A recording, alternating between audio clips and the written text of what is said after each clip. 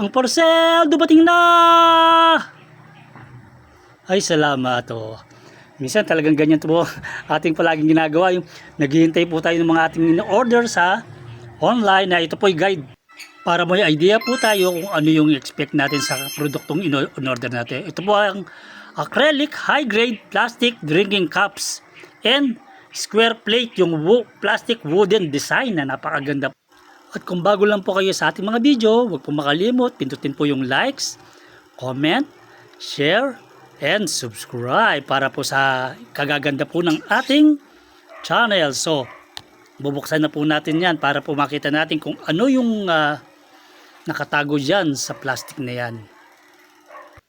Yan, umpisan po natin na alam naman po sa tayo na talagang malakas po ang kamay natin pagdating po sa pagbubukas ng ganyan. Kaya bibilisan lang po natin ng pagtanggal sa mga plastic para po makita po kagad natin kung ano yung nasa loob. Ayan.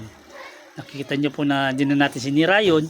So, dito naman, ang gagawin natin technique ay kesa sa punitin natin dyan, ilulusot na lang po natin doon. Yan. Ganyan na po ang gagawin natin na isa-isa natin na ilulusot po yung mga baso dyan para makita po natin kung ano. Ang ano po yan, bali 9 pieces po yung in-order natin dyan.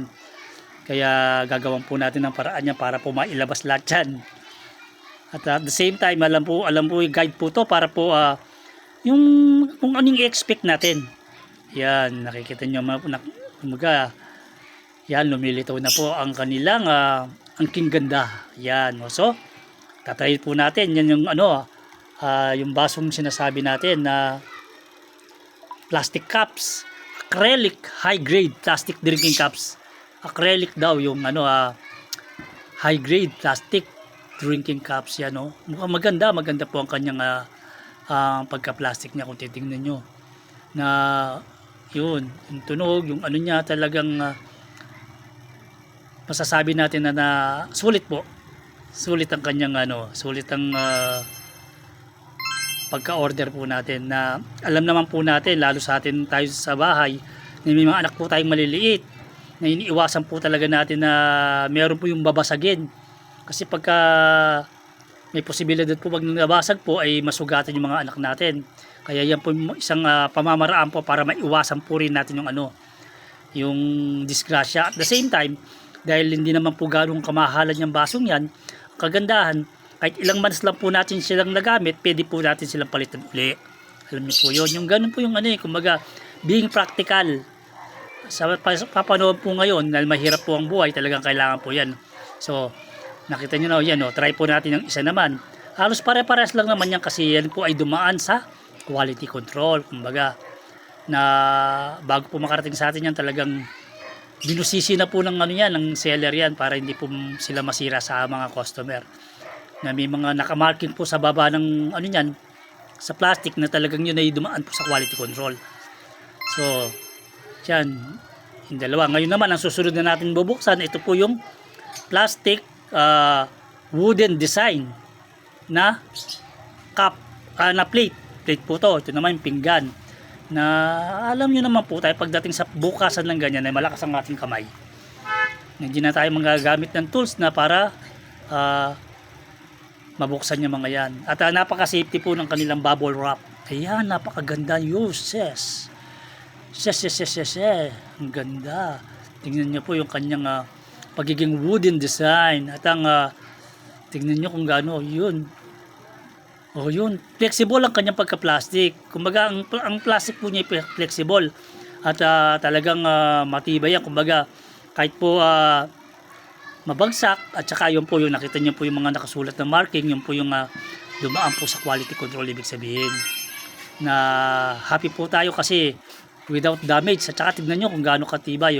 Kahit po magpukpukan o mabagsak, ay wala po tayong inaalala na madidisgrasya ang ating mga anak.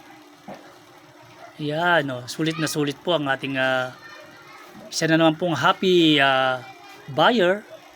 Yan, yan po yung mga marking nila, yung ibig sabihin na sa mga quality control po yung mga yan pagka may ganyan na po. Na nakakasiguro tayo na bago makarating sa ating produkto ay talagang maayos po.